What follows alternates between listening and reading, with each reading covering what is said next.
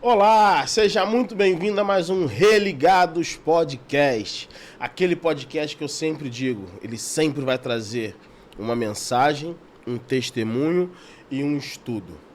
Hoje nós estamos aqui com meu irmãozinho, nós fazemos parte da mesma igreja e chegou para mim aqui o testemunho dele, que é algo que está muito em voga hoje em dia. É um assunto delicado, um assunto sério, espinhoso, que algumas igrejas não estão levantando essa bandeira de bater um pouquinho mais sério como deveria. E nós no Religados aqui vamos trazer isso aí para você. Hoje nós vamos falar sobre suicídio. Pesado. Esse jovem já tentou suicídio 7 vezes. Então nós vamos falar aqui de suicídio, nós vamos falar aqui de batalha espiritual, nós vamos falar de família, nós vamos falar de igreja, nós vamos falar de muita coisa. Então já sabe, fica aí com a gente. Aquele pedido que eu sempre faço, se inscreva agora, dá essa moral aí, deixa aquele like, vou esperar 3 segundos de você fazer isso aí, vai lá, se inscreve, só clicar aí no sininho, boa, deixa aquele like, que eu sei que você vai gostar da entrevista, e depois você comenta uma mensagem positiva pra gente, tá bom? Ou um puxão de orelha pra gente mudar em alguma coisa. Mas sem delongas, Pedro, seja muito bem-vindo, meu irmão. Tudo Obrigado, bem? Obrigado, Júlio. Tudo certo, graças a Deus. Isso aí. Pedrão, sua história é um pouco... Deus permitiu você passar tudo isso, que eu, com certeza, para um desses momentos é agora. Você vai poder falar para muito jovem, vai poder falar para muita gente a sua trajetória, que é uma trajetória de um jovem criado dentro da igreja, né, praticamente. Sim. E que passou por poucas e mais. Não posso nem falar poucas e boas, sim, né, sim, cara? Sim. Foram poucas e mais. Exatamente. Cara, eu não sei nem por onde começar, Pedro. Sabia que nem eu sei. Vamos lá da sua mãe. Vamos do zero? Vamos do zero. Vamos. Só compartilhar uma palavra que o senhor já começou falando. Tá aqui em 2 Coríntios 1, versículo 4. Ele nos auxilia em todas as aflições para podermos ajudar os que têm as mesmas aflições que nós temos. E nós damos aos outros a mesma ajuda que recebemos da parte de Deus. É um versículo muito forte, né, pastor? Porque um tema que está em alta também é aquilo que... Onde a gente curou uma ferida, essa ferida sai cura para outra pessoa. E está aqui a prova na palavra, né? É exatamente isso. Às vezes, a gente está passando por coisas e não entende por que a gente sofre, por que está passando por aquilo. Aí pergunta para Deus: Senhor, por que eu estou fazendo isso? Por que está passando por isso? Por que o Senhor não cura? Eu entendi que às vezes a gente está fazendo a pergunta errada. Não é por que eu estou passando, é para quê. Para quê?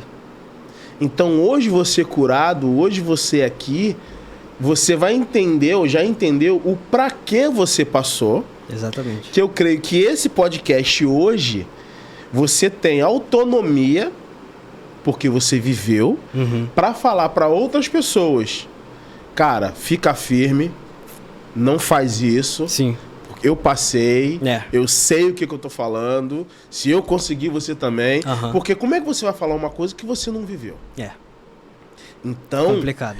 Você tem total legalidade, é o famoso lugar de fala, né? Know-how, local de fala. Hoje você é um cara que pode realmente falar que você tentou suicídio 7 vezes, né? 7 vezes. 7 vezes que foram graves, né? Que foram, 7 foram graves. Foram graves, assim. As outras a gente... Acontece, né? A gente tá naquele período conturbado da depressão, aí você tem uma tentativa pequena, não tá com aquela excitação, né? Eu acho que a psiquiatria, alguns psiquiatras já falaram isso comigo, a excitação pro suicídio. Às vezes você não tá com aquele âmbito todo de se matar, então... O que seria uma tentativa pequena? Como assim? Corte no pulso. Muita gente desconta as dores que não sabe explicar nos cortes. Eu tenho nos cortes nos pulsos. Eu tô sentindo uma dor emocional muito grande, não sei de onde vem. Estou com uma ansiedade muito grande. não sei dar nome a essa dor, então eu vou cortar meu pulso, porque aquela dor vai fazer... A dor no pulso traz significado à dor emocional. É? Conseguiu ligar uma coisa na outra. Mas não deixa de ser uma vontade de se suicidar, né? Mas você corta, no caso, corta o pulso na veia mesmo ou só o corpo? Tem muita gente que só se corta pra sentir só a dor. Dá nome à dor. Cada um tem seus motivos, né? Mas a maioria dos casos é pra sentir aquela dor. Dá nome à dor emocional no físico. Ah, tá. Entendeu? Então é aí uma explicação, porque tem muitos jovens hoje que tá se cortando. Sim. Mutilando, e a gente, como leigo, não entende E muita gente fala, por que esse cara fica se cortando, cara? O cara com o braço todo lanhado, com o pescoço todo machucado, e a pessoa julga sem saber o que está acontecendo. Isso aí é um problema e a gente enxerga isso no corpo. Nós de fora temos essa mania feia de julgar a dor do outro. Uhum. E eu era uma pessoa que fazia isso, né? É? Na minha mente, assim, antes de passar por tudo que eu passei, não julgava, mas falava, poxa, não tem necessidade da pessoa fazer uma coisa dessa. Pede ajuda. É como só se fosse fácil, como né? se fosse fácil. É fácil a partir do momento que você tem um encontro com Deus. E a gente vai falar disso lá na frente. Vamos falar disso lá na frente. Mas a antes pessoa do encontro, não consegue. Não consegue. Sozinho não consegue. Existe sintomas, exemplo, a família, o pai, a mãe, o irmão, o amigo. Como é que ele consegue, de repente, perceber que o melhor amigo dele, que o colega da escola, do serviço, tá diferente? Tem algum feeling? Como é que a gente tem esse insight de falar, cara, poxa, o Pedro mudou. Pô, o Pedro, de repente, tá sempre de camisa, agora tá de casaco no calor do Rio de Janeiro. Sim. Como é que a gente pode se atentar para poder oferecer ajuda para essas pessoas? Vai de caso a caso, né? Tem pessoas que demonstram, mas tem pessoas que a gente já ouviu história, com certeza o senhor também já. O cara tava aqui comigo hoje, no dia seguinte se suicidou. O que aconteceu? Já ouvi caso disso, né? Nós tivemos essa menina, a Carol Heller. Caramba, para mim foi um baque. Ninguém esperava. E acontece. E ela não demonstrou sinal com ela alguns dias antes e falou, cara... Não sabia. Não demonstrou nenhum sinal. Tava bem, rindo, graças a Deus aceitou Jesus, se converteu. Sim. Tal, mas infelizmente perdeu para a depressão. Exatamente. Então é muito sério. Hoje, esse assunto que nós estamos trazendo aqui, e espero que esse programa ajude milhares de pessoas, e para isso eu vou voltar a pedir a vocês. Cara, compartilha. Manda para alguém. Vai ajudar alguém que assistir, vai ajudar. Então, quando você se inscreve, sei que é chato ficar pedindo. Eu digo, o cara... Não, mas não é porque dá só o engajamento. Até porque eu sempre falei... Alcança outras pessoas. E a pessoa, às vezes, está vendo, não está passando por isso, mas está ouvindo testemunho e sabe de alguém. Entendeu? Manda para essa pessoa. E a gente aqui, como eu sempre falei, e deixo aberto aqui, a gente aqui do Religados, a gente não vive de monetização. A monetização do canal é doação, é doada. Glória então a Deus gente não tem essa correria de eu quero like, eu quero... Não, isso aqui é para reino. Então, esquece, essa coisa de monetização a gente nem pega, quando pegar vai ser doado, enfim. Então a gente tá pedindo isso realmente para ajudar a outra pessoa. Sim. Então, vamos lá, ajuda a gente a ajudar pessoas. Pedrão, vamos voltar lá na sua mãe. Vamos para lá. Vamos lá. Agora é contigo. Eu morava num 3 casas familiares, minha bisavó na frente, minha avó atrás, no meio, e minha mãe atrás, comigo. Né? Meus pais, eles se separaram, eles eram jovens, namoraram, e aí nasceu essa beleza, que sou eu. E minha mãe, ela tinha mãe alcoólatra, pai alcoólatra, ela se entregou à bebida muito cedo, e nesse interim dela não saber qual era a identidade dela, nunca tinha ouvido falar da palavra de Deus, ela, na nossa casa, ela sem esperança, foi logo após o falecimento da minha avó, que morava no meio ali da vila. Minha mãe era muito próxima, era a mãe dela. Minha mãe teve uma discussão, No mesmo dia, minha avó teve um infarto e faleceu. Graças a Deus também já tinha aceitado Jesus, né? E foi sinistro o dia. Não sei se sinistro é a palavra que define, mas o dia do falecimento da minha avó. Tava eu e minha bisa, porque morávamos ali no mesmo local. E a minha avó estava na casa do meio, na casa dela, e eu estava com ela. Vi que ela estava passando mal. Eu, claro que não vou lembrar detalhes da história, né? Porque eu era muito novo. Então minha família teria mais experiência para falar sobre isso, mais memória. Mas eu lembro que a minha avó morreu comigo ali perto. E eu tenho algumas cenas na cabeça da minha avó falecendo. Ela foi levada ao hospital, mas não chegou com vida. E minha mãe, sem esperança, não sabia o que fazer, deitou na cama, uns dias depois, claro. Eu e ela, eu e o neném, tinha muita crise de asma, tinha alergia a leite. Ela conta que era uma época difícil financeiramente, né? E aí os gastos eram muito altos comigo, ela estava totalmente perdida. E aí ela falou, vou me entregar. Deitou na cama, falou, daqui eu não levanto mais, só vamos sair daqui depois que morrermos. Esse é o testemunho que começa também a história da minha mãe com Deus. A minha, claro, também. E ali ela deitou na cama, foi botar um canal na televisão, passou de um para o outro, caiu no canal de um culto. Deus falou com ela pessoalmente, através da palavra que estava sendo pregada, e ela falou, vou procurar essa igreja. Eu estava numa crise de asma muito forte, asma é aquele problema respiratório, e aí fomos à igreja, minha mãe botou o pé, ela relata que estava de mini saia e top, porque ela era totalmente mundana, e eu no colo, passando mal. Assim que entramos na igreja, eu fui curado da asma, ela não ouviu nenhuma palavra, não teve nenhuma oração. Na hora a crise passou. Só entramos na igreja. Acabou. Primeiro milagre. A crise saiu, a crise de asma, e eu nunca mais tive asma. Caramba. Então, isso já foi um milagre. E ela demorou um tempo para se converter, né? Teve o processo de conversão lento dela. E aí, dali para frente, mesmo tendo um processo lento de conversão, sempre fomos à igreja. Sempre frequentamos a igreja, esse mesmo local que eu fiquei curado.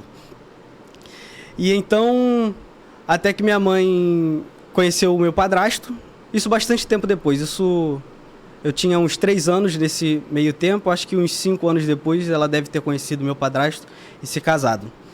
Já tá com 8 anos. Ali eu já tô mais ou menos com 8, com 8 anos. O meu pai, na época que eu nasci, ele, por questão de trabalho e de vida, de carreira, ele precisou ir para São Paulo, e aí eu só fui conhecê-lo mais ou menos nos 3 anos, também na mesma época que minha avó faleceu. E dali pra frente a gente começou a ter mais contato, que não tínhamos antes. Então dali pra frente nosso relacionamento começou a melhorar, né? E aí minha mãe se casa. E aí a história parte daí, da minha história de vida na igreja, né? Nós éramos de uma denominação, pode falar o nome aqui? Pode. Eu era da Igreja Internacional da Graça de Deus. E aí, minha mãe é pastora lá, meu padrasto é pastor lá nessa igreja, até hoje, até o momento. E a gente, nesse período meu de infância, né? Esse período da infância, de 6 aos 11 anos, eu acho que é a infância. 12, por aí. Por aí é a infância. E aí eu sempre estava ali na igreja com eles. Eles todo dia frequentavam, eles eram pastores, eu estava sempre com eles, ouvindo a palavra, ficava na escolinha, brincava com as crianças, até aí, vida normal, a vida de uma criança normal. Veio minha primeira irmã, Ruth, hoje ela está com 12 anos. Veio minha segunda irmã, Débora, hoje ela está com 10 anos, eu acho, 9 ou 10 anos. Nós, quando no nascimento dela, logo no nascimento da Débora, nós fomos para a cidade de Campos dos Goytacazes. Na verdade, para a região de Campos. Nós fomos para outras cidades do interior. E ali foi a primeira viagem missionária deles, né? Também por essa denominação. Vocês foram assumir uma igreja, é isso? Isso, eles foram assumir uma igreja lá. Na época eles assumiram 3 igrejas ao mesmo tempo. Era uma em cada cidade, porque eram cidades muito próximas. Aí pegava a estrada, já estava na outra igreja. Assumiram 3 igrejas? 3 igrejas ao mesmo tempo, Caramba! Aí eram 3 filhos, né? Eram eu e mais 2. 3 igrejas. Uma igreja para cada filho. Uma igreja para cada filho. Eles dois, eu sempre fui ligado muito no louvor da igreja. Sempre gostei de tocar, desde novo eu tocava. Deus me deu esse dom aí pra glória dele, né? Tudo para engrandecer a ele. O diabo tentou roubar isso pro mundo, tentou roubar para as mãos dele, mas fracassou, graças a Deus. Ele sempre perde. E então nós estávamos lá nessa cidade. Eu já tinha aí os meus 13 anos. E lá começou tudo a virar de cabeça para baixo para mim. Porque minha mãe, ela é funcionária pública. Então ela teve que pedir uma licença que eles chamam de licença sem vencimento. E nessa licença você não recebe salário. Então a gente estava sobrevivendo com o salário do meu pai, né? Mas e o salário da igreja? É o salário do meu pai. Ele que é o pastor oficialmente. Ah, entendeu? Tá. A minha mãe é pastora auxiliar dele. Auxiliar. Isso aí. E não recebe salário. Não recebe salário. Não recebe salário. Quem recebe é só meu padrasto. E o salário dele não era lá essas coisas? Não era alto, né? Para uma família de 5 pessoas... É. Tinha uma certa... A despesa é alta, né? Com alimento... A gente vai chegar nessa parte. Vamos lá. Chegamos na cidade de Cardoso, minha mãe pede essa licença. Eu e meu padrasto estávamos ali com as minhas irmãs. E agora, cadê os recursos? Deus sempre proveu, porque era pro reino, né? Então, a minha mãe conta uma história de uma época muito conturbada, que nós não tínhamos nem o que comer. Mas chegou uma pessoa lá e falou: Deus tocou no meu coração de dar uma galinha pra vocês. Uma galinha morta, né? Uma galinha inteira, um frango. Aí a gente, que maravilha. Ficou o almoço e a janta ali do mês inteiro. Foi a galinha que Deus proveu. Do mês? Do mês inteiro. Não sei se... Caramba, do grande período do mês, né? Pra gente poder comer. Era complicado, né? Porque a gente tinha sempre que estar viajando de uma cidade pra outra. Minha mãe sem emprego. A gente, 3 crianças ali, estudando na escola pública. E todo mundo sabe que a situação da escola pública é bem precária. Infelizmente. Tanto o ensino, tanto o cuidado com as crianças. E eu sempre me dediquei muito à obra, assim como todos nós da nossa casa. E nós somos assim até hoje. Mas essa denominação da Igreja da Graça, ela tem o foco muito em libertação, né?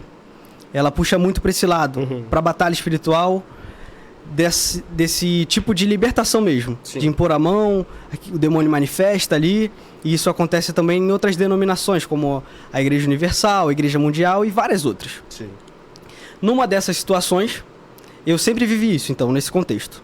Numa dessas situações, nós estávamos na igreja, já tinha finalizado o culto, uma moça visitou com o marido e uma filha, se eu não me engano, um filho e uma filha, era uma criança, e ela manifestou um demônio ali. E foi uma cena muito pesada para mim naquela época. Eu tinha a cobertura dos meus pais, mas esse é o ponto-chave de muitas histórias de pessoas que crescem na igreja, no berço cristão. Elas vivem as experiências com Deus que os pais vivem, né? Eles vivem uma experiência terceirizada.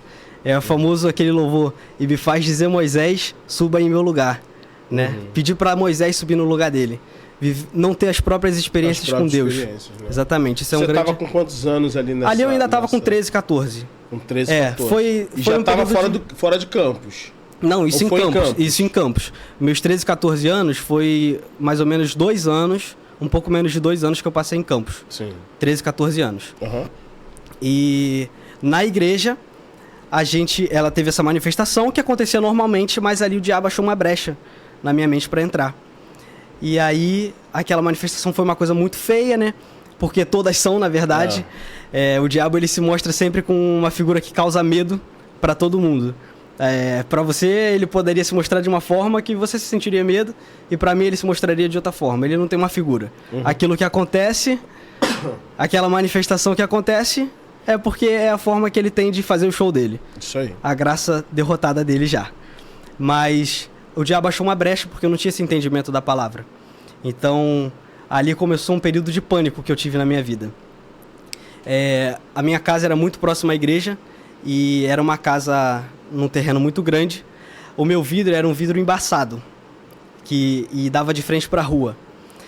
Depois daquela manifestação que eu assisti, todo dia que eu olhava para fora de noite, na hora de dormir, eu via a imagem deformada de um demônio, de uma mulher olhando para a janela. E a minha janela era de frente para a rua, não tinha muro alto, era aquelas casas antigas. Sempre que eu olhava para a rua, essa cena me aparecia. eu fiquei um grande período sem dormir, né? Todas as noites minha mãe tava ali dormindo comigo. E eu já adolescente, 13 anos. Caramba. Imagina, né? Que cena, que situação. E muita gente passa por isso. Tu falava isso pra ela? Eu falava, mãe, eu tô com medo. Não explicava o Não porquê. falava, mãe, tô vendo aquilo ali, depois da manifestação fiquei com medo. Caramba. É, porque também dentro da igreja tem muito problema da vulnerabilidade, né? Ser vulnerável, apresentar suas dificuldades. A gente não pode demonstrar muito isso. E mesmo dentro da minha casa, eu não me sentia à vontade pra falar disso, desse medo, né? Tá. Então entrou um período de pânico na minha vida. Foi totalmente espiritual. Totalmente espiritual. Você entende que é aquela manifestação do casal ou da mulher lá. Desencadeou. Isso aí. Nesse pânico. E é uma coisa engraçada, né, pastor? Porque é muito falado sobre visão aberta na igreja. Né? Uhum. Muito falado sobre visão aberta. E o que é a visão aberta? Também é um tema aberto. É um tema que não tem uma conclusão, né? Uhum. Eu, com 13 anos, via isso. Eu não considero isso uma visão aberta de Deus, né? Não. Não é. E muitos anos depois, quando eu comecei o tratamento, estou só fazendo esse parêntese, eu falava pro psiquiatra sobre essas alucinações, porque teve uma pausa, mas na época da depressão tudo voltou. Então eu falava, poxa, mas eu vejo coisa, eu vejo palhaço na rua. O que tá acontecendo? Isso não tinha a alucinação visual, não pro diagnóstico que eu tinha, não tinha uma explicação científica, né? Então, se não tem explicação, se a alucinação visual não tem explicação científica, o que acontece? É espiritual. Não tem como dizer que não é. E para um psiquiatra, na verdade, entender o mundo espiritual é um pouco difícil. É um pouco difícil. Nem todos praticam a fé, né? Então, de repente... E não é nem profissional, né? Eles praticarem a fé ali. Não é. Não é nem profissional. Só que é uma linha muito tênue. Uhum. Se ele fosse, de repente, um pastor... Sim. E tivesse esse feeling de falar, cara, é espiritual. A história era outra. Então, vem cá, chama teu pai, chama tua mãe, vocês são pastores? Então deixa eu falar com vocês. Olha só, eu como psiquiatra, eu tô vendo algo espiritual. Sim. Vamos tentar primeiro essa linha aqui? Então, de repente, para uma família cristã, eu acho que seria muito viável, porque a família cristã é atacada 24 horas. 24 horas, ainda mais para você que tá ali, né? Para você que tá na linha de frente, você é filho que tá dos na linha pastores. De frente, Teus pais comandavam 3 igrejas, cara. Sim. Então, são muitas almas, são muitas vidas ali sobre responsabilidade de vocês. Então, se derrubar você, destrói uma família. Exatamente. Destruiu essa família e destruíram 3 igrejas. Uhum.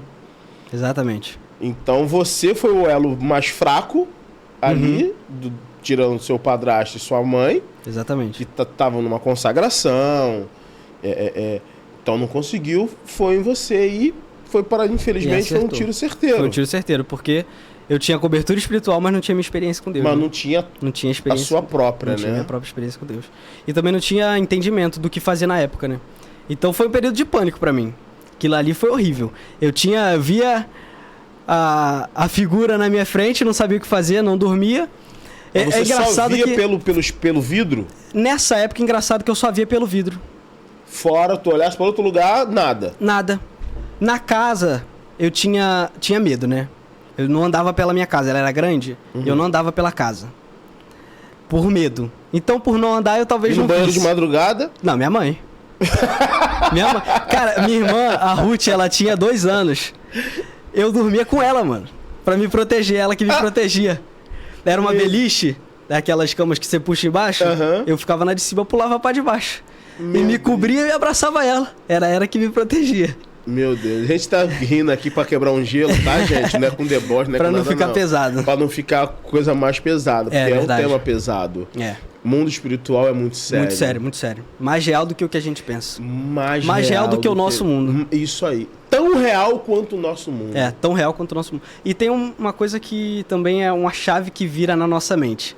O mundo espiritual a gente acha que é só do demônio, né? Não. Ele é muito mais forte na parte de Deus, basta a gente estar sensível, né?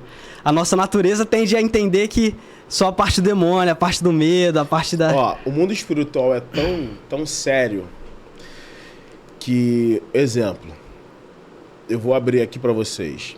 Tem programas que a gente não conseguiu terminar de gravar e não vai ao ar. A gente tava falando de coisas mais pesadas, de batalha espiritual, de tudo isso, e acabou a luz aqui o quê? Umas 3, 4 vezes, Júlia? Acabou a luz toda. Pra quem não sabe, isso aqui é um clube, né? É gigantesco, é muito grande. Aqui na Barra da Tijuca é um clube, é muito grande. Acabou a luz do clube todo. 3, 4 vezes. Tem um gerador gigantesco. Nem o gerador deu conta. Nem o gerador segurava. Aí os entrevistados falaram assim, Júlio... Isso é espiritual. Isso é espiritual. É. Tentamos a primeira, tentamos a segunda, terceira, a quarta, ele falou, Júlio, vamos parar. Não vai dar. É. E não conseguimos gravar, infelizmente o programa não vai ao ar. Outro exemplo, a gente. Quanto tempo que a gente tá pra gravar? Caraca, nem sei, já perdi as contas, mais de um mês. Que a gente tá marca num dia, imprevisto. Marca no outro. Garganta fecha, eu fiquei resfriado, ele ficou também, o horário não dá. Problema no trabalho e a gente não conseguia gravar. Exatamente. Então, hoje que a gente bateu o pé e falou, não, hoje vai. Hoje vai. Em nome de Jesus. E foi. Porque é uma batalha espiritual. Exatamente. Pra quem não sabe, acha, isso aí é só... Não é nada. Não. Quantas vidas precisam ser transformadas e o diabo... porque isso aqui vai ser uma bomba atômica. O diabo não quer que seja. Não quer que seja. Não quer que seja. Nós temos pessoas que oram pelo nosso programa. Uma cobertura espiritual. Sim. Da gente, orando, pedindo, agradecendo. E pedimos a vocês que orem, bota nosso nome aí, bota o Religados aí na oração de vocês, porque, olha, a batalha é real, é pesada, tanto que aquilo que eu falei com você, né? Depois da pastora, da Oladjuma, o que aconteceu? Vamos ter que sair. Foi, verdade. Então, depois vocês vão ter novidades. Você vai falar ou já vai falar agora? Já foi anunciado? Já foi anunciado? Então, a Júlia postou no Instagram, né? Foi só no Instagram, se não me engano. Nós estamos nos mudando desse estúdio aqui que vocês conhecem, tá? Pode não ter sido nada a ver, tá? Mas depois do vídeo da pastora, que já passou de 500 mil de visualizações, glória a Deus, pediram a sala. Então nós estamos procurando outra sala, mas já achamos e vamos agora, eu também sou chato, agora nós vamos para um estúdio maior, uma localização melhor. É isso aí. Como diz, vamos cair pra cima. Quer cair, cai atirando. Vamos cair atirando. Mas quem falou que eu vou cair? Não vou cair. O Religados vai continuar e agora com um novo estúdio pra vocês. Então segura aí que vem novidade. Mas vamos voltar aqui no nosso. Vamos voltar. Então você dormia com a sua irmã porque você tava dormia com a minha irmã, com a minha mãe. A batalha espiritual tava ali, presente. E tu não falava pra ninguém, cara. Eu falava pra minha mãe que tinha medo, mas não falava. Mas não falava o porquê. Não falava. Então, gente... É medo, né? Conta a verdade. Vem tormento na mente, né? Vem seta do diabo na nossa mente. E aí, a gente ouve aquelas vozes. Se você falar, você morre. O diabo vai falando na nossa mente, né? Cara. Você fala que você vai morrer. Você fala que eu te mato. Né? O diabo vai soprando isso no nosso ouvido. E a gente vendo, criança, tendo aquela visão, sem nenhuma intimidade com Deus pra falar, caraca, Deus, me tira disso. O diabo soprando na mente. Sem discernimento, né? Sem discernimento espiritual. Por mais que eu vivesse naquele meio, eu não tinha o discernimento de me livrar daquilo, né? Mas pouco tempo depois que começou essas setas, isso já no final do período que eu estava em Cardoso Moreira, ali na região de Campos, a gente morava na cidade de Cardoso, meu padrasto veio transferido para o Rio novamente. Eles vieram para cá, nós voltamos a morar aqui, então a vida no Rio voltou ao normal. E eu me recordo que na época que eu cheguei aqui no Rio, isso aí teve uma pausa, tá? Nessas alucinações espirituais que eu tinha. Tá. Eu tive uma pausa nisso. Foi um momento que eu vivi bem, em relação a medo, essas coisas assim eu vivi bem. Então foi só vocês saírem de lá de Campos? Foi sair de lá. Ou seja, para quem sabe de batalha espiritual, espíritos territoriais... Sim, espadas e potestades. Que vocês foram para lá, pro reduto Exatamente. deles, e eles não estavam aceitando. Não estavam aceitando. E lá o trabalho foi grande. A gente chegou em 3 igrejas que não tinha ninguém. E, tipo, tinha um obreiro, que eles chamam de obreiro lá, quem serve na igreja, eles chamam de obreiro. Tinha 1 ou 2, 3 pessoas, e no final a igreja já estava com quase 100. Né? Em um ano, num período de um ano. Aí acha que Satanás não vai atacar. Não tem como, Não tem como. Não tem como. Muita gente... O trabalho lá foi grande. Muita gente foi curada, muita gente foi liberta. Amém. Muitas famílias restauradas. E, graças a Deus, a gente concluiu a boa obra lá, né? Por mais que tivessem batalhas dentro de casa, fora de casa, a obra foi concluída. A vida do crente é isso. A vida do crente é isso. É pau pra dentro. E aí a gente voltou pro Rio, parou, conforme a gente tinha falado, tudo isso. Mas eu cheguei no Rio, eu tinha um colega que morava no andar de cima de mim, ele era da igreja que eu era antes de ter ido pra Campos. Tá? Quando a gente... elas têm muitas filiais, quando a gente voltou pro Rio, não voltou pra aquela mesma. Não voltou? Filial, para aquela mesma não, para aquela filial não. A gente foi para outra. Tá. Em Costa Barros, aqui no Rio de Janeiro, no Morro do Chapadão. Sim. A gente foi para lá, mas eu frequentava ainda aquela outra igreja que eu era lá do início. Anteriormente, porque tinha muitos amigos, era melhor, não morava ainda em Costa Barros, então Costa Barros também não tinha um contexto muito legal para se morar. E aí eu fui frequentar lá. Eu queria tocar na igreja, só que eu cheguei na cidade e eu não tinha calça. Caramba. De tão precária que estava a situação lá em Cardoso. Eu acho que eu tinha uma calça pra tudo. Então, graças a Deus aí, saí com meu pai pro shopping. Eu lembro que eu comprei uma calça vermelha, um casaco da Adidas preto e ganhei uma blusa do Brasil. E eu só andava com essa roupa pra onde eu ia. Era onde uniforme. Eu tava, era uniforme. Onde eu tava com essa roupa. Aí tinha uma roupa pra ir pra escola. Era uma época difícil, mas graças a Deus, meu pai tava ali comigo. Já tava num relacionamento melhor com meu pai. Tá. Entendeu? E porque também tava no Rio, já tava mais próximo. E a minha mãe já tinha voltado pro emprego dela. Então tudo melhorou. O cenário mudou. O cenário mudou financeiramente. Não tinha ido pra 100% do que era o ideal, mas já tinha melhorado. Então ali a situação começou a mudar. A gente foi pra essa igreja de Costa Barros. E ali começou a eu estar mais presente com um pouco de entendimento de chamado, né? Eu já tinha entendido ali que o meu lugar era na presença de Deus, né? Ali eu tive, na verdade, o feeling que era isso. Porque viver ali no contexto de igreja, para mim era normal. Era a única coisa que existia, não havia outra possibilidade a não ser aquilo. Mas quando a gente voltou pro Rio, na adolescência, escola, amigo, eu comecei a entender que haviam outros mundos, mas ali era o meu lugar. Entendeu? E ali eu tava sem batalha, assim, do assunto que a gente vai falar agora, de depressão. Mas tinha outras batalhas, claro. Tava com quantos anos já ali? Ali eu ainda tava com 14, 15 anos. Tá. Era nesse período. E aí eu fui... Aí eu me desvinculei da igreja da minha mãe. Não da denominação, mas da unidade. Tá. Eu fiquei naquela outra filial com outro pastor e eu tava ali... Com os amigos. Com os amigos, na igreja dos amigos. Isso. Mas ali já era outro contexto, eu já tava ajudando o pastor. Já tava auxiliando o pastor, caminhando junto a ele, né? E querendo aprender mais sobre aquilo ali, sobre aquele contexto que eu vivia, o que era aquilo, o que era fazer a obra, eu quero me dedicar a isso, eu gosto, e tô aí pra isso. E aí, eu já não estava mais na igreja da minha mãe, estava ali, curti, mas aí vieram as experiências negativas da instituição religiosa. Normal. Problema com o pastor, problema com o outro da igreja, mas com o pastor era o principal nessa época. Era ainda num contexto de libertação muito pesado. Teve uma situação que foi o que mais marcou minha vida nesse momento, que eu, na época, o pastor falava muito que eu estava em pecado. Tá em pecado, tem muito disso nessas instituições. Porque, indiretamente, acontece uma certa manipulação que é feita na mente dos fiéis, dos membros, que eles não... Parece que não pega a Bíblia para ter a revelação própria. Eles ficam presos naquilo que o pastor tem falado, naquilo que o líder maior fala. E preso nisso tudo, as pessoas não têm as suas experiências com Deus, né? Não tem a revelação da palavra, vive só aquilo que é pregado.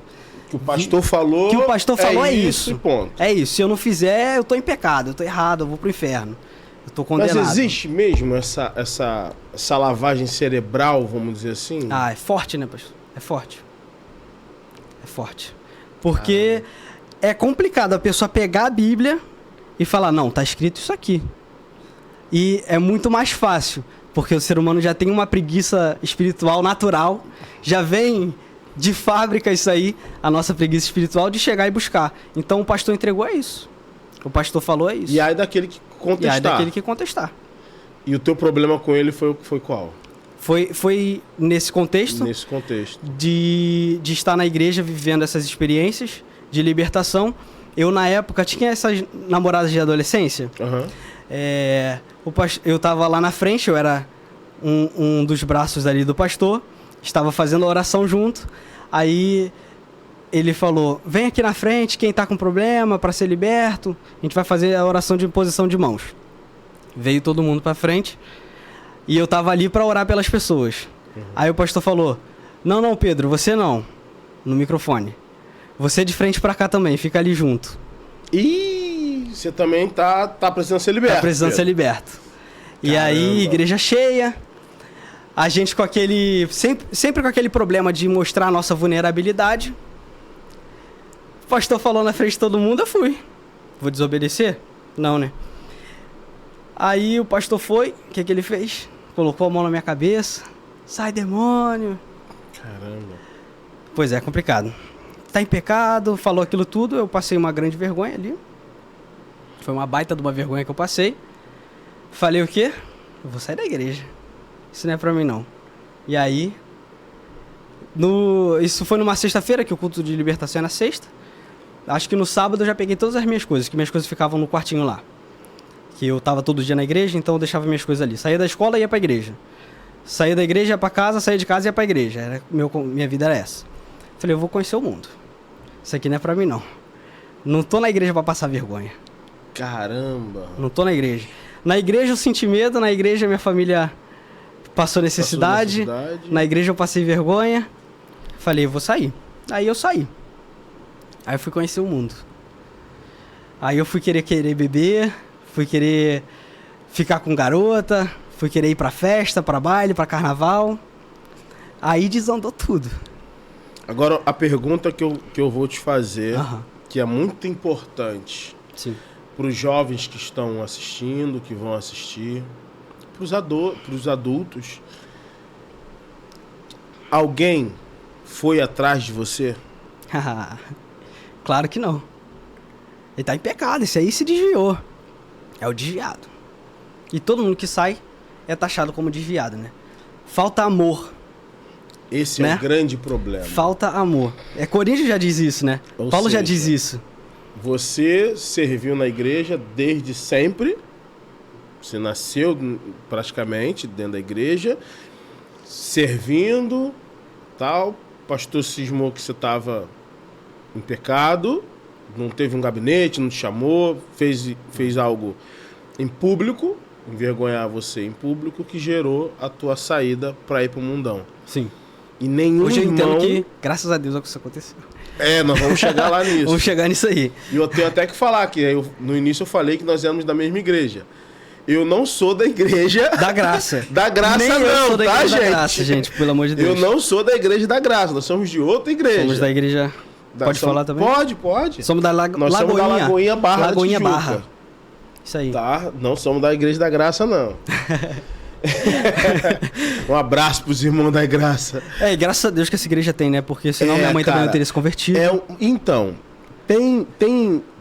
Eu sempre digo aqui, cara, as igrejas da graça, universal, mundial, todas essas, elas são um grande pronto-socorro, cara. São. A gente não pode, eu acho que ninguém pode negar isso. Não. A hora que você passa praticamente, você vê uma igreja universal aberta, você vê uma mundial aberta, sempre tem uma porta aberta para quem tá desesperado, entra e recebe um auxílio.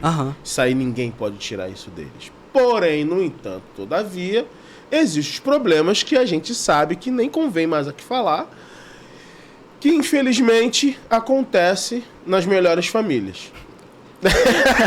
Acontece nas melhores... Não deveria. Não deveria. Mas acontece nas melhores famílias. Acontece. Mas aí você... Mas isso é uma questão muito grande, né, pastor? Pastor, não, irmão Júlio. Eu tô falando de pastor. Ele tá me chamando de pastor, gente. Eu chamo ele de pastor há muito tempo. Várias pessoas me chamam de pastor. Eu não sou pastor ainda. Vai que papai do céu queira. Eis-me aqui. Mas não sou ainda, não. É isso aí. Mas abre uma conversa muito grande. E a gente pode ou conversar depois sobre isso. Melhor a gente conversar em off pra não escandalizar. Então tá. Foi pro mundão. Fui pro mundão. E aí... fui curtir a vida. Mas rapidamente, nesse mundo, eu fiquei alguns meses. Deus me chamou de volta. E aí eu fui pro retiro. Retiro da mocidade, que eles chamam, né? Na Lagoinha é mais atual. Eles chamam de camp, next camp. Mais inglês. Inglês. Uma parada mais americana. Isso aí. Eu fui pra um camp da vida.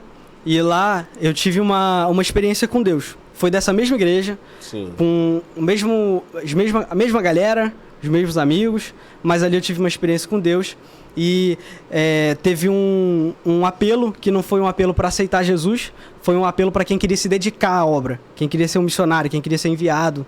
E não é uma coisa que acontecia muito nessa instituição. E na hora eu levantei a mão. Eu falei, eu vou.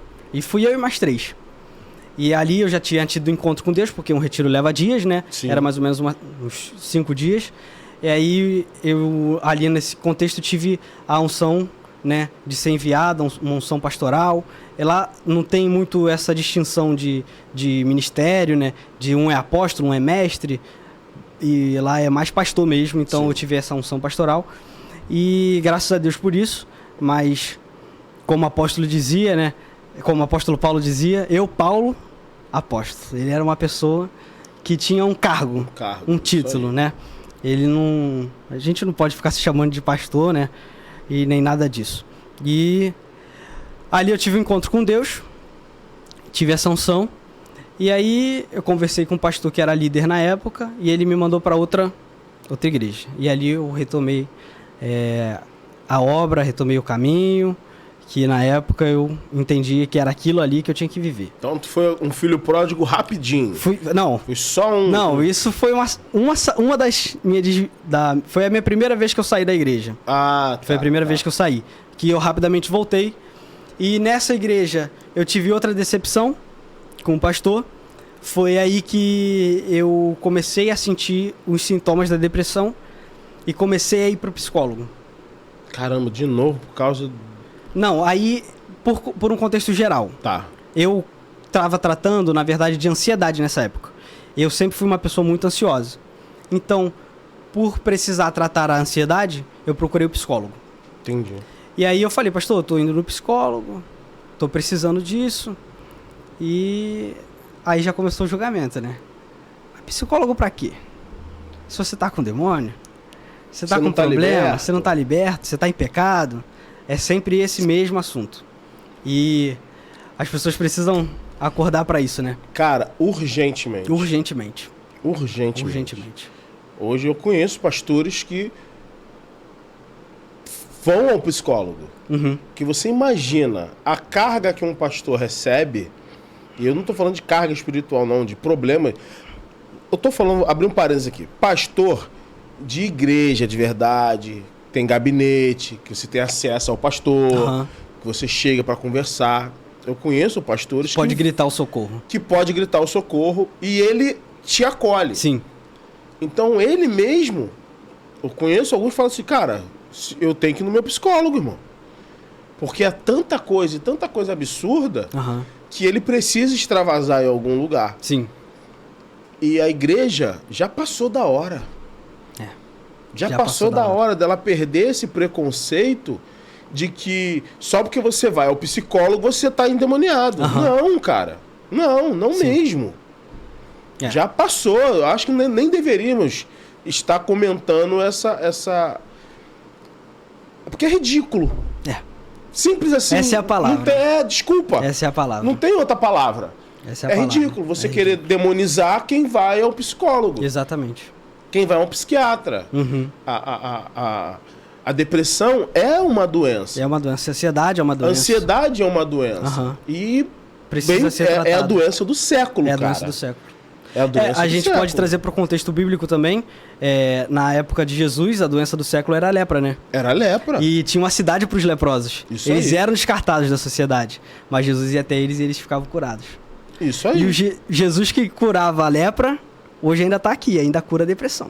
Com certeza. Amém. Jesus que cura câncer, Jesus que cura qualquer outra doença física, que faz cego enxergar, que faz coxa andar, ele também cura as doenças psicossomáticas. Uma moça de AIDS aqui, uma moça grávida, que deu testemunho aqui.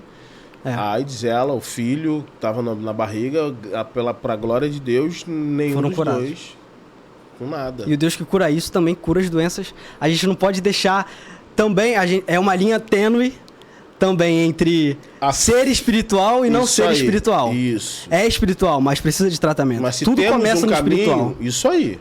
Tudo começa no espiritual. Orou. Eu tô orando, beleza. Mas eu vou procurar um médico. Sim, a palavra mesmo diz isso, né? Deus deu a capacidade aos médicos. Por isso que nós temos que procurar. Temos que procurar os médicos. Aos pastores mais antigos aí, poxa, vamos rever isso aí. Vamos quebrar esse gelo aí. Vamos quebrar isso aí. É uma coisa que precisa, porque dentro de um contexto de igreja, e eu não tô aqui para falar mal de nenhuma igreja, por mais que eu esteja contando minhas experiências que foram negativas, eu não tô aqui para falar mal, mas o Espírito Santo vai trazer um despertamento para as instituições. O Espírito Santo, a gente até falou isso no bastidores, ele vai despertar a igreja para alguns assuntos, e esses assuntos eles precisam ser tratados, porque muita gente que está dentro dessas instituições, eles passam por isso, né? Eles não têm com quem falar, eles não têm com quem se abrir, eles estão enclausurados, não sei nem falar essa palavra. Enclausurados. Isso aí. Estão algemados, estão presos nesse contexto de não saber como sair disso. Muitos filhos de pastor, você vê, quantos filhos de pastor hoje são convertidos? A maioria é desviado. E eu vou te falar mais. O índice de suicídio, divórcio e filho de crente no mundo, com depressão, tá muito grande. Sim. É que eles não divulgam. Não. É que não divulgam. Mas a coisa está atingindo a igreja em cheio e quase ninguém tá falando disso. Sim. O pastor não é Superman. O pastor precisa de ajuda. Precisa. O pastor também erra. A gente abre um parênteses nisso aí. Davi, rei Davi. Tava no contexto, ele era rei. Isso aí, era o cara, mano. Quando Davi peca, cai com Betseba, se não tivesse um Natan na mesa de Davi, para alertar Davi, ele continuaria, ele ia morrer. Ele não teria a sua experiência de ser perdoado, porque Davi só viveu o que viveu depois que o filho dele morreu, porque Deus falou, seu filho vai morrer, mas você é perdoado. Então, como ele aceitou a morte do filho... mas a espada não vai sair da tua casa. Mas como ele aceitou a morte do filho, ele aceitou ser perdoado. Isso aí.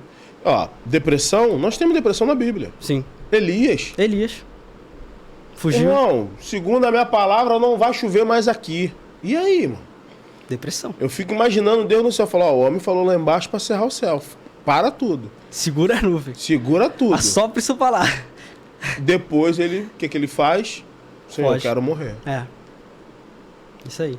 E aí, voltando pra isso, né? O pastor precisa de cuidado também. Davi tinha um Natan ali na mesa dele pra alertar. Os pastores precisam de cuidado. A vulnerabilidade precisa voltar pro corpo. Isso aí. Mas aí, vamos lá. Você teve aquele encontro com Deus? Tive... Não, aí a gente já tava na parte da psicóloga. Na psicóloga, isso. Comecei a psicóloga, o pastor com aquele preconceito todo. Comecei a me tratar. Ali eu entendi que meu problema com a ansiedade era sério. E na psicóloga a gente abre a nossa vida, né? E eu falei tudo que eu tinha pra falar. Falei tanto sobre meus problemas familiares, falei sobre as imagens que eu via naquela época. Naquele momento eu desabafei com a psicóloga. Não foi um dia, foi um período. E ali eu comecei a ter episódios de tristeza que vieram desencadeados da depressão, da ansiedade. Eu comecei a ter esses episódios de tristeza e comecei a me medicar. Aí quando você começa a se medicar, se a psicóloga já não tava bom, você tá na igreja, o psicólogo já não tá bom. Quando você toma o remédio, pronto. Acabou. Endoidou de vez. Aí o pastor me bloqueou no WhatsApp. Não, tá falando sério? Sério? Não é piada não, a gente ri, mas é sério. É sério, fui bloqueado. E aí eu saí da igreja. E ali foi a minha desviada minha desviada maior. Porque era na época que eu tava com depressão. E eu queria estar no mundo. E agora? Meu Deus. E aí minha mãe, graças a Deus pela vida dela, tava ali, pelejou.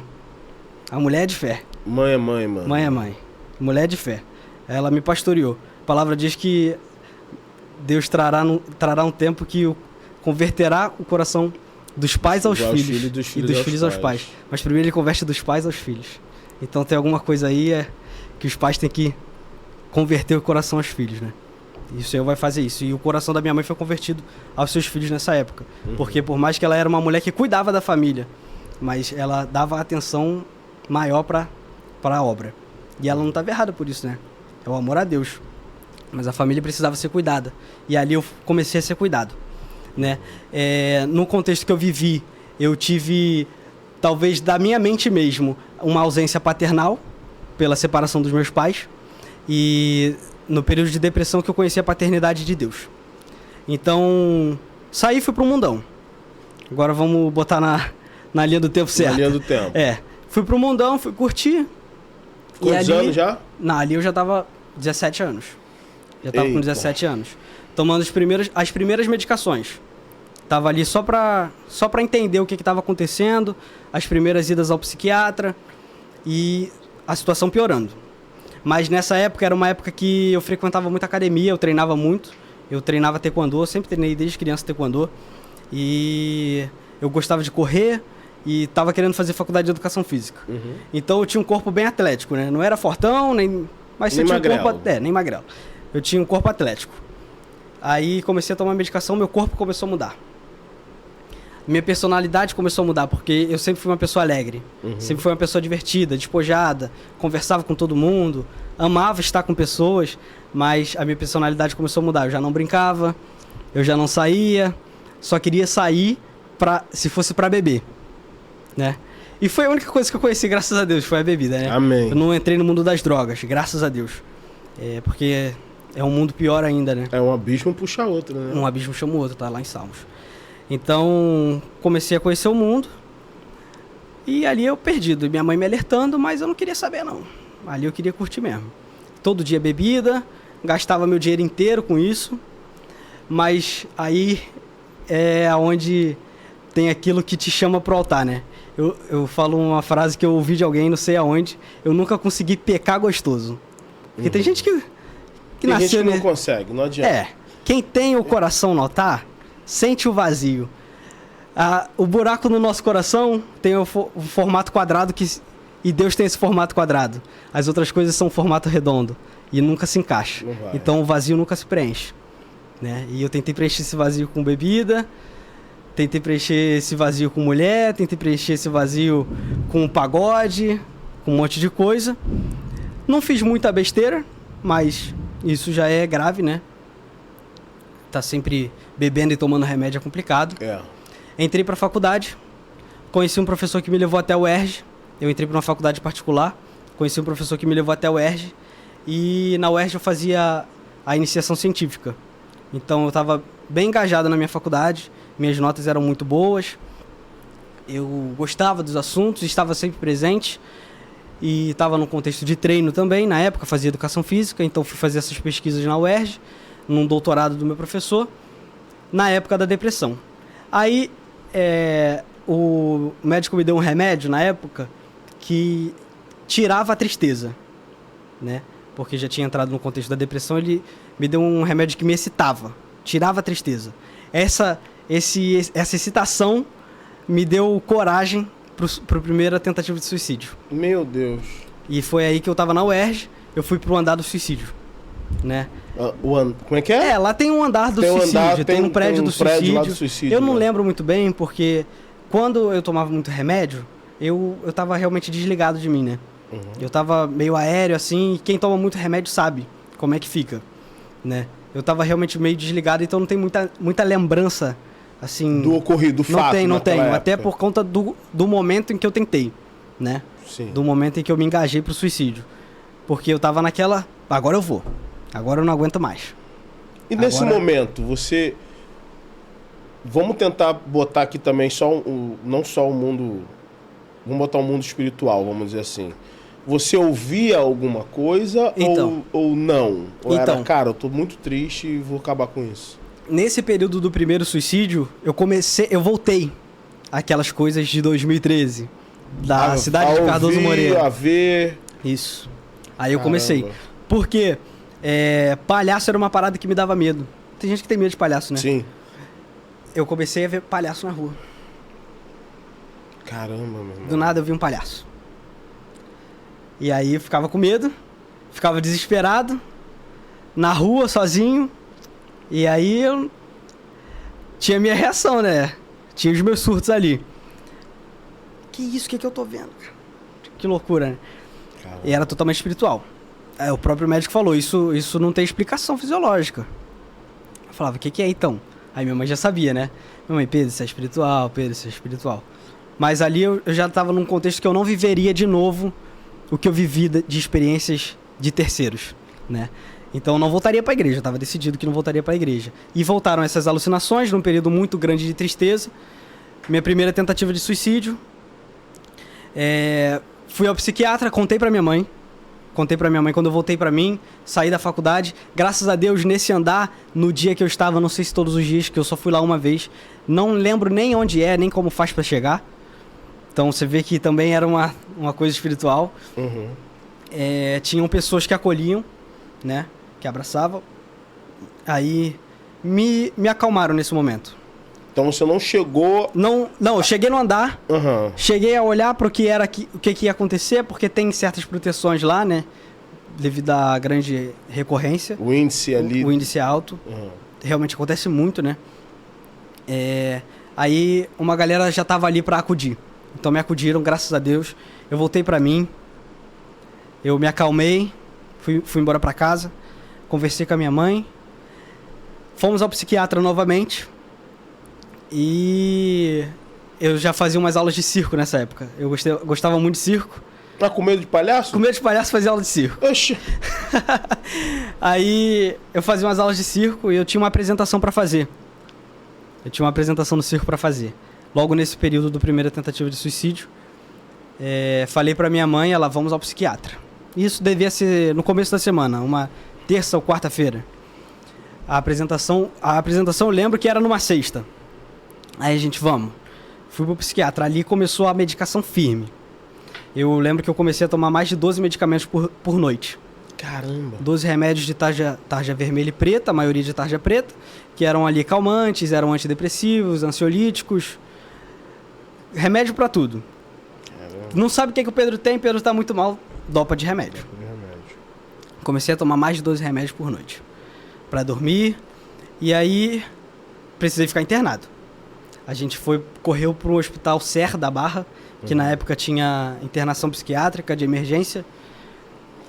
Minha mãe me deixou ali com o encaminhamento da psiquiatra que me medicou. Eu fui. Passei ali uma noite, eu acho, 1 ou 2 noites. Não me recordo bem também. Isso eu já tinha meus 18 anos, né? Aí eu falei pra psiquiatra, olha, psiquiatra, eu quero sair, porque eles não podem te prender. Então eu falei, eu quero sair, liga pra minha mãe que eu vou embora hoje. E era no dia da minha apresentação do circo, isso que me engajou pra sair da primeira internação psiquiátrica. Aí, você quer sair? Vamos ligar pra sua mãe. Minha mãe foi, me buscou, eu fui fazer essa apresentação do circo. E era uma coisa que eu gostava muito, então era uma coisa que me animava, mas eu ainda estava fora do contexto religioso. Não estava buscando a Deus, estava no mundo. Aí, a vida foi indo, eu continuei com as minhas medicações, veio a segunda tentativa de suicídio, que eu não lembro a ordem certa de todas, mas eu misturei remédio com álcool. Falei, agora vou. Isso já nem é minha segunda tentativa. Tu fez querendo que acontecesse. Nessa época, nessa minha segunda tentativa de suicídio, quando eu misturei remédio com álcool, eu escrevi uma carta de despedida. Eu escrevi uma carta pra minha mãe, escrevi uma carta pro meu pai, pro meu escrevi pra minhas irmãs, pro meu padrasto. Escrevi pra todas. Essas cartas eu ainda tenho em casa. Minha mãe guardou. Aí, graças a Deus, eu tomei um vidrinho de álcool 70, metade, aquele vidrinho pequeno de álcool 70, e tomei alguns remédios. Mas eu apaguei, desacordei. E deitei ali no sofá, em cima daquelas cartas, minha mãe já estava dormindo, isso era de madrugada. Quando minha mãe acordou, tava ali os remédios, o álcool, eu deitado e as cartas. Imagina o desespero dela. Minhas irmãs no quarto, criança, não podiam ver aquela cena.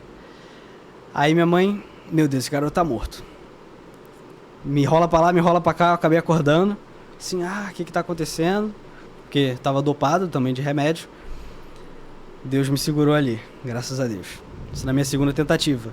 Minha mãe guardou as cartas, eu nem vi depois as cartas. Eu só vi depois que eu parei a medicação. E a gente ainda vai chegar lá.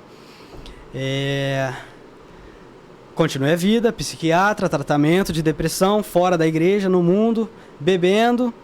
Nesse período você saía mesmo, exemplo, tentou suicídio e no outro dia, vida que segue normal. Vida que segue. Mas tu já trabalhava em algum lugar ou não? Eu trabalhava... Não. Nessa época eu tava na faculdade. Né, mano? Nessa época eu tava na faculdade. Então eu ainda ia pra faculdade. Cara, eu tô aqui estágio, imaginando... Mas eu já não estava mais na UERJ, tá? Depois disso, depois da minha primeira tentativa de suicídio na UERJ, eu saí. Não, mas eu tô aqui imaginando a sua mãe. Tipo, vou deixar ele sair, será que eu vou deitar pra dormir e ele vai tentar de novo? Sim. O teu padrasto, o teu pai... A doença não atinge só a pessoa, a doença atinge a família. Atinge a família inteira. Atinge a família inteira. Você tá contando aqui, eu tô... Meu Deus! Como que deve ser... E aí, também tem o agravante, as minhas duas irmãs ali. Que eu sou o irmão mais velho, o irmão mais velho é sempre o mais amado. Exemplo. É o exemplo, é ele que eu me inspiro, né? Ele é o herói, assim como o pai também. Sim. E... Imagina a família inteira numa situação dessa, né? E todos sofrem, não só os do lar, mas os parentes também. Porque minha família ela é muito próxima. Então, meus tios estavam sempre acompanhando, ajudando no que precisava. Se precisasse me levar no médico, poxa, minha tia-avó, a Dadá, o grande carinho que eu tenho por ela, me levava. Imagina ela também, que já é uma pessoa de idade nessa situação. Porque ainda mais as pessoas de idade que não têm acesso a tanta informação sobre essas doenças psicossomáticas, que são de agora, do nosso século, eles não sabem o que fazer, cara. Não. Ninguém sabe o que fazer, a família não sabe o que fazer. E você tem um jovem ali que todo mundo ama e tá tentando se matar. Toda hora tá tentando. Toda hora tentando se matar. E eram pequenas tentativas e grandes tentativas. As grandes foram umas 7. Aí veio a terceira tentativa, aí já entrou a pandemia, eu já tava com... Eu tomei remédio por um período de 3 anos, mais ou menos. Aí também tem o agravante financeiro, que psiquiatra é caro, psicólogo é caro, e remédio, junta os dois e multiplica por 2, remédio é mais caro ainda. Caramba. Eu tomando 12 remédios, era muita caixa de remédio que tinha que comprar. O salário da minha mãe ia embora nisso. O salário da minha mãe ia embora no tratamento. Ofertava na farmácia. Meu Deus. Ofertava na farmácia. E aí... Fui pra minha terceira tentativa. Também com remédio. E corte nos pulsos. Eu tenho marca no pulso até hoje. Meu pulso ele é cortado, assim como de muitas pessoas. São cortes pequenos, porque os cortes nos pulsos, graças a Deus, eles se fecharam bem. Mas eu tenho várias tatuagens. E aqui é uma parte que eu não quero fazer tatuagem. Porque aqui faz parte da minha história e é onde Deus me curou, né? Então ainda tem essas marcas. Eu já estava ali com... Eu tinha um corpo atlético, que eu falei com o senhor. Pesava ali uns 60 quilos, 63. E eu já estava com 85, 86 quilos. Já tinha engordado mais de 20 quilos. Já não estava mais no circo, já não corria mais, já não fazia nada que eu gostava. Mas eu ainda ia pro taekwondo. Isso era uma parada que eu nunca parei. Mas a minha vida mudou. Eu era outra pessoa. Não era o Pedro que estava ali. Pedro era um Pedro que tomava remédio, era um Pedro que não praticava esporte. Era um Pedro que não tinha mais o brilho de Deus. Era claramente isso, era visivelmente isso. Fui para minha terceira tentativa, já tinha entrado a pandemia. Aí passou a terceira tentativa, que eu já estava indo para o hospital, que precisava de injeção. A injeção, eu não lembro qual era o nome da injeção, não lembro para que ela servia, eu sei que era para acalmar surtos. Porque isso era um surto, né? Como eu tinha alucinação visual, e depressão ao mesmo tempo. Ninguém sabia como explicar isso. O médico não tinha um diagnóstico. Ninguém sabia o que falar. Vai pro hospital, toma injeção para parar o surto. Que ele tá querendo se matar. Tomava injeção semanalmente. Essa injeção para acalmar o surto. Aí, minha quarta tentativa de suicídio foi... Eu acho que foi uma das mais graves. Foi uma das tentativas mais graves. Porque eu peguei o calmante mais forte que eu tomava, e eu tomava esse calmante de manhã e de noite. Era um comprimido de manhã e um comprimido de noite. Era o calmante mais forte, assim, na época. Não só que eu tomava, mas também no contexto geral, que eu não lembro o nome dele. E eu não sei nem se é legal ficar falando o nome de remédio. Não, melhor não. Nessa situação. Peguei 2 caixas desse remédio, 60 comprimidos, e tum, de uma vez. Caraca. Porque quando o médico dá receita pro monte, né? E aí eu tomei tudo de uma vez. 60 comprimidos. Quando eu tomei, eu tava naquele ímpeto novamente. O diabo falando no meu ouvido: se mata, cara, sai dessa vida. Isso não é pra você. Olha essa tristeza, acaba com isso. Acaba com essa dor, acaba com esse sofrimento. Um sofrimento que não tinha explicação. Tá bom, vambora. Tomei os 60 comprimidos. Me caiu a ficha. Graças a Deus, isso ali com certeza foi o Espírito Santo. Porque era pra eu tomar, uns 1 minuto depois, acabou. Fui na sala, isso no meu quarto, fui na sala, mãe, fiz besteira. Peguei as caixas, tomei essas 2 caixas. Caraca. Eu acho que eu tava sem camisa, minha mãe com roupa de dormir, me puxou correndo pro carro. A gente morava na Praça Seca. Me puxou correndo pro carro, vamos embora pro hospital. Fomos pro hospital. Eu lembro que esse hospital que a gente foi, eu acho que era na Freguesia, pra fazer lavagem no estômago. Fui. Eu lembro que até o tanque, da Praça Seca até o tanque, eu fui conversando com a minha mãe. Do tanque em diante eu não lembro de mais nada. Meu Deus. Ali eu tomei lavagem, minha mãe fala que a enfermeira orou por mim. A enfermeira teve uma... O Espírito Santo ajuda atrás da vida dela, né? No dom ali que a pessoa tinha, a pessoa falou: vocês são cristãos, eu sei que ele tá passando por dificuldade, ele vai vencer isso espiritualmente. Vamos orar por ele, você aceita? Aceito. Minha mãe, elas duas clamaram ali por mim, mas a minha mãe fala que depois que eu tomei a lavagem, fiquei desacordado, porque o remédio já tinha entrado na corrente sanguínea, claro, o tempo se passou, mas ela disse que eu fiquei desacordado e acordei. Mas eu só tive minha memória retomada 3 dias depois disso. Eu fiquei 3 dias indo pro hospital todos os dias, não estava internado, mas eu estava indo os 3 dias direto pro hospital. Só o corpo, praticamente? Eu não... Você não lembra? Não lembro nada. 3 dias apagado da 3 dias apagado. Minha mãe fala que eu parecia que estava bêbado nessa época. Porque eu ficava com o celular na mão, o celular caía, eu não via. Aí falava: deixa que eu pego. E com aquele jeito dopado ainda do remédio, né?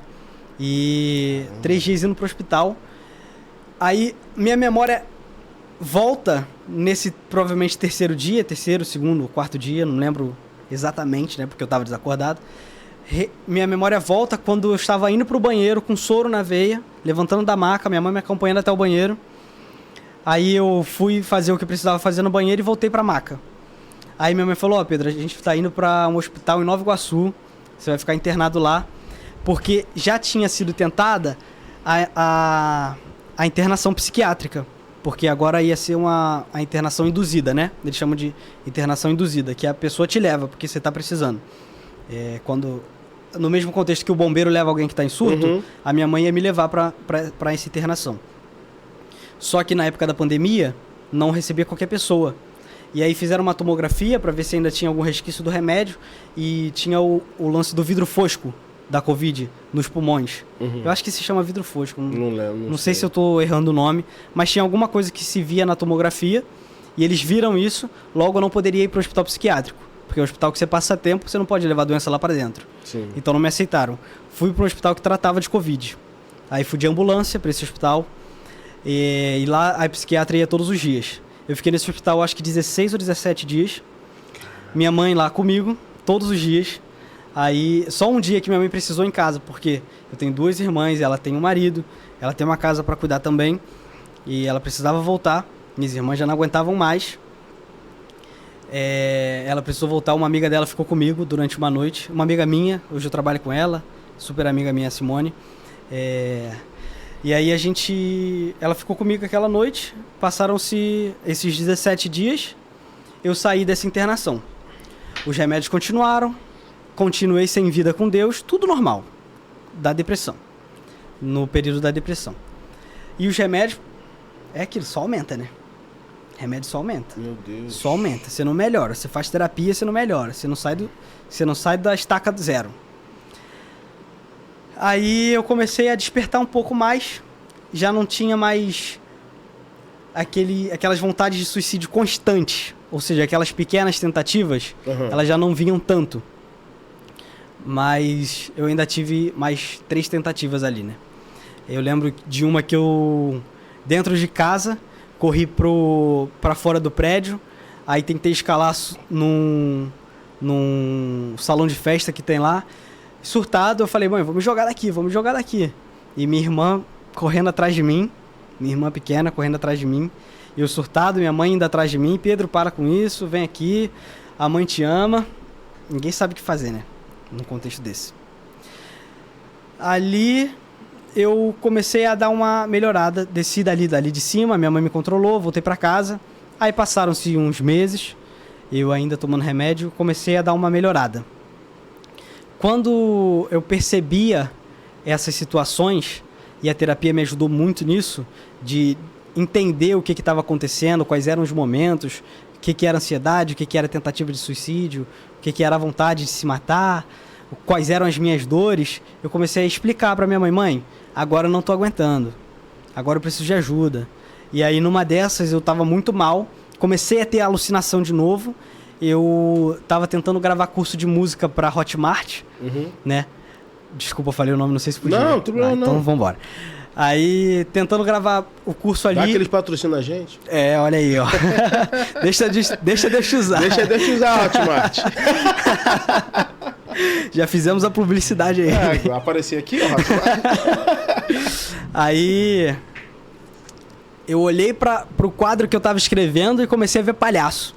Caraca, mano. Enlouqueci novamente. Meu irmão, já tô com raiva do palhaço, mano. Imagina eu. Eu já tô ficando meio bolado com o palhaço. Eu fiquei tão bolado que eu fui no quadro que o palhaço tava aparecendo e quase destruí o quadro. Taquei o quadro com tudo. Falei, mãe, me interna que agora eu vou ser internado. Agora não dá mais. Porque se eu continuar daqui, não deu certo, mas agora vai dar. O suicídio vai acontecer. Porque de repente você vê um palhaço... que toda hora aparece. E de repente não é um palhaço, de repente é uma pessoa. Aí você poderia atacar uma pessoa. Isso aconteceu uma vez, agora que eu tive essa lembrança, eu tava na rua, num ponto de ônibus, sabe aquelas plaquinhas de ônibus que ficam em cima? Comecei a ver o palhaço ali e comecei a socar o poste. Aí, o palhaço tava ali. Vou matar esse palhaço. Depois eu rio, mas é uma situação tenebrosa. Pra eu tô rindo. Quebrar um pouquinho o gelo, o clima aqui tá tenso. O clima fica tenso, tá até trovejando. Tá. E aí eu fui... vi esse palhaço ali no quadro, pedi pra minha mãe, agora me interna. Minha mãe ligou pro hospital, que ela já tinha tentado me internar e não tinha conseguido por causa do Covid. Agora a gente vai aceitar ele, vai fazer o teste do Covid aqui. Eu fui atendido pelo psiquiatra. E aí fiz o teste do Covid e falou, não, vamos internar. Isso era num domingo. Final do ano, se eu não me engano, de 2021. Final do ano de 2021. E ali, essa internação foi o momento do meu maior encontro com Deus. Amém. No hospital psiquiátrico. E aí que meu testemunho começa. Eu fiquei ali, foi uma internação que durou 1 mês de alguns dias. 1 mês e quase uma semana. Minha mãe fala que é 1 mês, eu não consigo lembrar de data, por conta dos remédios. Levei uma Bíblia comigo. Toda semana nesse hospital, não estava tendo visita por causa do Covid, né? Visita aos familiares. Nessa clínica psiquiátrica que eu estava internado, a minha mãe sempre trocava minhas roupas toda semana, porque eu estava com roupa lá dentro, precisava levar para lavar e trazer novas. Então, estava sempre movimentando ali. Eu levei minha Bíblia e eu queria levar um instrumento musical, algum que eu gostasse de tocar, mas eu não sabia se podia, então de cara eu não levei, só levei minha Bíblia. Aí eu falei, já tinha tido aquele feeling de pedir ajuda para minha mãe, saber o que estava acontecendo. Eu falei, então eu vou experienciar alguma coisa com Deus. alguma coisa tem que acontecer comigo. Levei minha Bíblia e comecei a ler. Eu falei, se eu for ficar aqui 3 meses, eu não sabia o tempo que eu ia ficar, eu vou ler a Bíblia inteira em 3 meses. Se eu for ficar 1 semana, eu vou ler a Bíblia em 1 semana. Então eu comecei a mastigar a Bíblia. Eu lia, falava, Deus, fala comigo. E ali eu comecei a fazer amizades com a galera que estava internado. Vira uma família, né? Você tá ali todo dia, você mora com a pessoa. Tratamento. Quando esse hospital, na verdade, todas as clínicas, eu acho que elas são divididas em alas. Uhum. Eu tava na ala de cuidados especiais, que quando você chega, você fica ali. Eu fiquei, eu acho que 1 semana naquela ala. Quando eu pude sair daquela ala para conhecer o resto da clínica, uma pessoa me encontrou e eu com a Bíblia na mão. Porque se eu for para fora, eu não tinha o que fazer, né? Eu vou lá para ler minha Bíblia. E eu ficava na natureza, ali era um espaço muito grande, muito maneiro. E eu tava lendo minha Bíblia. Uma menina me encontrou. Uma moça. Aí ela falou, Pedro, se apresentou, né? Não adivinhou o meu nome. Aí a gente conversou. E essa Bíblia na sua mão? Você gosta de ler Bíblia? Eu falo, gosto muito de ler Bíblia. Eu amo tudo que está escrito aqui, amo a palavra de Deus e eu tô querendo voltar para os caminhos do Senhor. Sempre vivi no contexto da igreja e contei minha história. Ela, poxa, que interessante, hein? A gente aqui, tais dias da semana, devia ser 2 dias na semana, faz um culto ecumênico. Ecumênico é todas as religiões participam. Sim. Então ali participava todas as religiões mesmo. A galera que queria participar, queria ter um tempo de espiritualidade, de encontro com... Eles falam encontro com as energias, encontro com o divino, com o sagrado. Vai ter aqui... tinha ali esse momento. Quando você sair dessa aula de cuidados especiais e à noite puder estar fora, você participa com a gente. Dependendo, você pode até levar uma palavra. Eu falei, legal. Aí, quando eu saí daquela ala, ali o tratamento é intensivo, né? Então, você psiquiatra todo dia, psicólogo todo dia. Medicação também. Eu já estava numa época mais controlada, porque o Espírito Santo já começou a trabalhar a cura em mim. Ali dentro, o Espírito Santo trabalhou a paternidade em mim. Eu entendi que Deus não é um senhor que está sentado numa cadeira olhando para mim aqui embaixo, vendo quantas vezes eu vou errar. Uhum.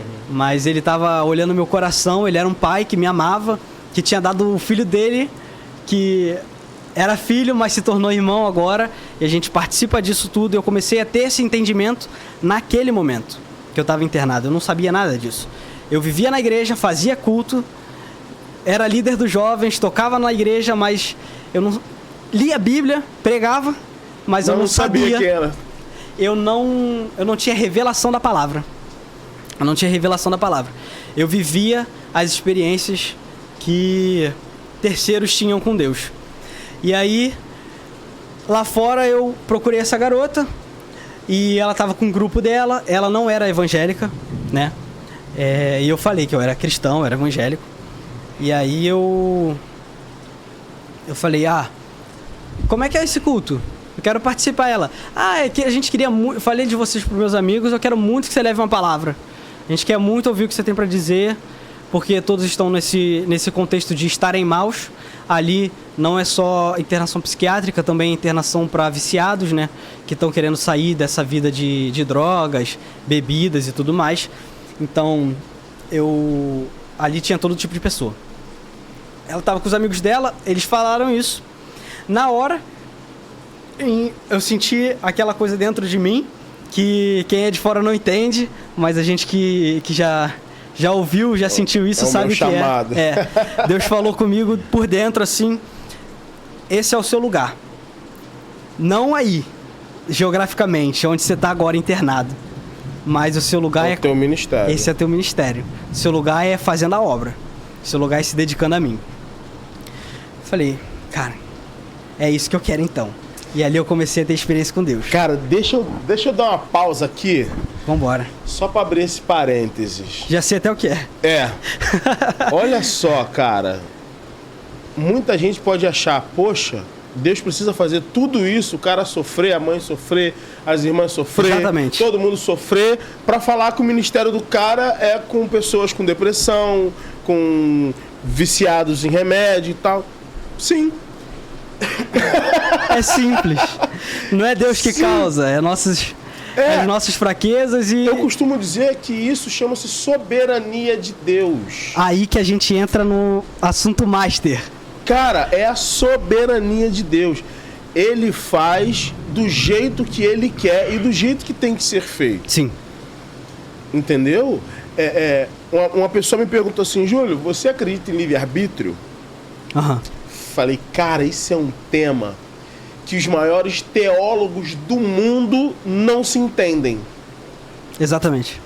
Eu particularmente, Júlio, eu creio que eu não tenho livre-arbítrio. Aham. A partir do momento que eu entreguei minha vida para Jesus. A gente vai entrar numa parte muito importante agora. Se eu entrego para ele, eu não tenho, não sou eu que comando. Exatamente. Mais. Não é a gente mais que comanda. Não é. É uma oração que eu faço diariamente. Pai, o Senhor aqui na Terra, eu posso ser líder de um ministério, eu posso ser líder de jovens, eu posso ter o cargo que for, mas o que me importa é ser conhecido aí no céu. A gente entra na história de Enoque. A gente só tem um trecho sobre a vida de Enoque. Enoque não foi conhecido na Bíblia, Enoque não foi conhecido na Terra. O livro de Enoque. Já leu? Enoque era conhecido no céu. O livro apócrifo de Enoque. O livro apócrifo de Enoque é muito bom. Mas eu não concordo como é que o livro de Enoque não faz parte do cânon, mas não vamos entrar nesse mérito, que é outra parada. Teologia. Deixa para outro dia. Mas a Bíblia fala que Enoque andou com Deus. Nossa. Como Enoque era conhecido na terra, ninguém sabe, mas como Enoque era conhecido no céu. Mas, irmão, o cara andava com Deus, mano. O cara andou com Deus. E foi levado. Enoque, não vai nem morrer, parceiro. Vem comigo. Enoque era conhecido no céu. E aí, falei sobre experiências de terceiros. Uhum. A gente entra no contexto de Ruth e Noemi. Por quê? A gente falou sobre isso. Será que Deus fez ele passar por tudo isso para ele ter uma experiência? Ruth e Noemi passou por isso, né? Decidiu acompanhar a sogra e viveu a experiência que ela tinha com Deus. Ali ela conheceu o outro marido dela, depois que o marido dela tinha morrido. E o livro de Ruth mostra exatamente isso. A soberania escondida de Deus. A soberania revelada de um modo que era escondido da história, né? É uma soberania oculta que Deus demonstra a partir de uma experiência que Ruth viveu da sogra dela. E é o único livro, se eu não me engano, que não tem a palavra Deus. Não aparece Deus. Não aparece Deus. Então é a soberania oculta de Deus. Como é que pode, Deus se demonstrou, a Nora teve uma experiência com Deus da experiência de um terceiro. Ela parou de viver o que a sogra vivia para viver o que ela ia viver com Deus. A experiência dela, né?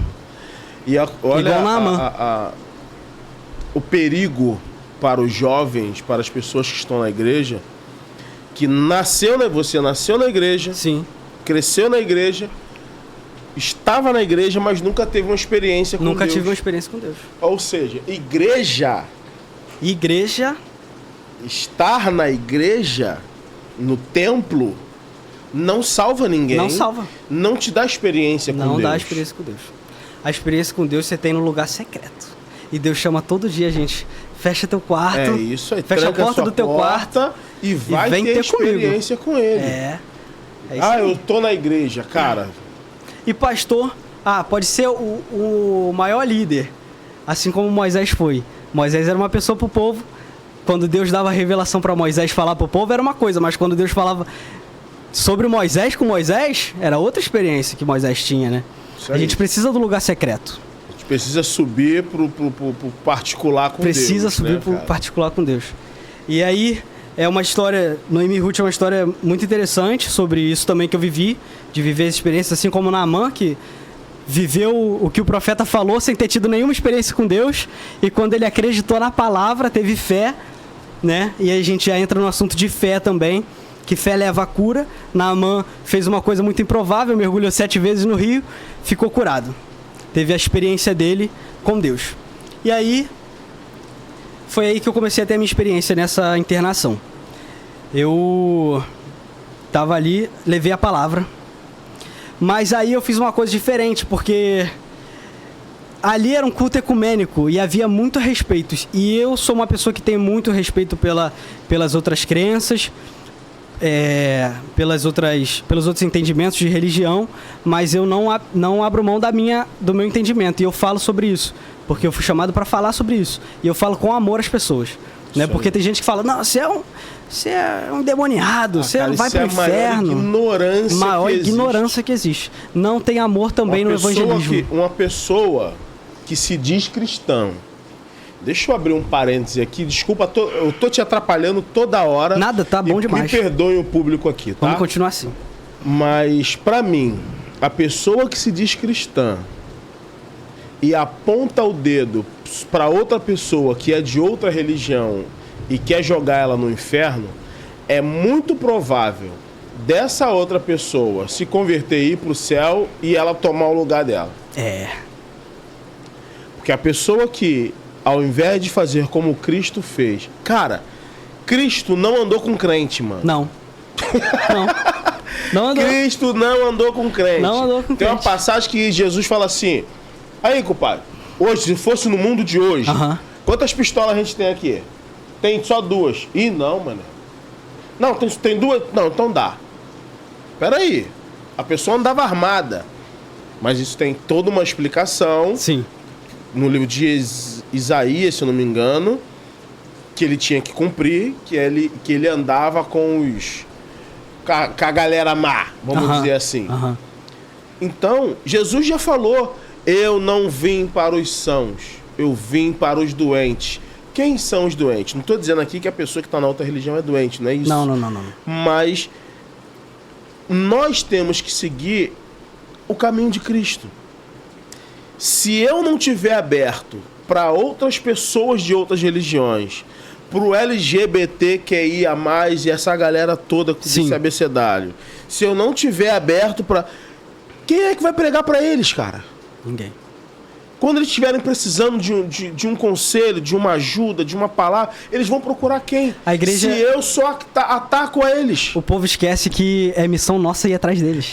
É isso aí. É muito mais fácil a gente apontar o dedo do que a gente ajudar, né? Cara, tem um ditado muito certo. Quando eu aponto um dedo pra você, tem 3 apontados pra mim. É verdade. Cara. Lembra daquela passagem da prostituta que queriam apedrejar a prostituta? Jesus fala, aquele que não tem pecado que atira a primeira pedra. Talvez eu faça uma reflexão. Se eu tivesse na posição de Jesus e fosse eu, se eu não tivesse pecado e pudesse atirar pedra, assim como Jesus poderia fazer, será que eu teria a humildade de reconhecer a minha humanidade e minha natureza falha? Ou será que eu atiraria pedra? Porque as pessoas, mesmo não estando no direito de atirar pedra, querem atirar pedra. E tão cheio de pecado. Todo mundo tá cheio de pecado. E tem gente que se tivesse sem pecado, atiraria. Você tá cheio de pecado, o pastor tá cheio de pecado, tá todo mundo cheio de pecado. E a gente esquece que Jesus não atirou a pedra. E o próprio Jesus não atirou a pedra. Sim. Então a gente não tem esse direito de querer atirar. Agora, a gente tem o direito de corrigir os nossos de dentro. E em amor. Aí sim. Mas em amor. E em amor. Em amor. Os de dentro. Sim. Mas os de fora, não. A gente tem que abraçar. Sim. A gente tem que trazer pra perto da gente. Sim. A gente tem que deixar esse canal aberto. Então, cara, me revolta muito quando eu vejo pessoas atacando outras religiões. Eu tenho amigos amáveis demais que são pai de santo. O cara é babalorixá. O cara falou, Júlio, na terra não tem ninguém acima de mim. Falei, tu é brabo mesmo, hein? Flavinho, ainda bem que ele falou na terra. Um beijo no teu coração. Flavinho, cara, uma pessoa maravilhosa. Eu tenho outras pessoas e essas pessoas, elas amam muito mais os outros, ajudam muito mais os outros do que os próprios evangélicos. Oh, meu Deus, vai dar outro podcast podcast. Vamos voltar pro seu testemunho, vamos finalizar o teu testemunho, meu irmão. Vambora. E aí... Eu, com muito respeito, li a palavra, não lembro qual palavra que eu li, mas eu falei sobre amor. Eu falei, eu me decepcionei com religião, eu me decepcionei com igreja, eu não estou aqui falando de igreja, mas estou aqui falando da pessoa que pode salvar as vidas, que pode mudar a vida, que pode curar. E essa pessoa tem me curado.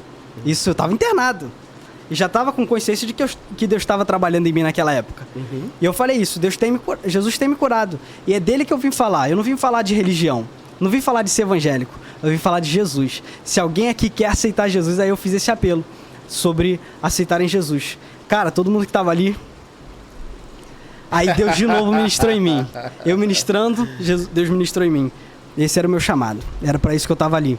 E Deus queria me trazer para isso. Olha isso, cara. Deus queria me trazer para o meu chamado. E eu comecei a ter minhas experiências. Pulando lá para frente, pro final da minha internação... Eu já não aguentava mais estar ali porque eu sentia muita saudade da minha família. Eu não via ninguém dali, só falava uma vez por semana por telefone. tava desesperado, mesmo que eu estivesse vivendo boas coisas com Deus, eu tava desesperado, queria sair dali. Toda semana eu mandava carta naquela bolsa de roupa que eu mandava pra minha mãe. Mãe, pelo amor de Deus, me tira daqui. E ela não me tirava. Aí eu falei, Deus, agora é minha oração master. Isso sexta-feira, uma sexta-feira. O final de semana lá é mais livre, pra gente jogar bola, tem piscina. E eu falei, Deus, agora eu vou fazer meio que um contrato, um voto contigo. Eu quero sair daqui até domingo. Se eu sair domingo, não tem mais essa de Pedro desviado, não. É Pedro pra ti.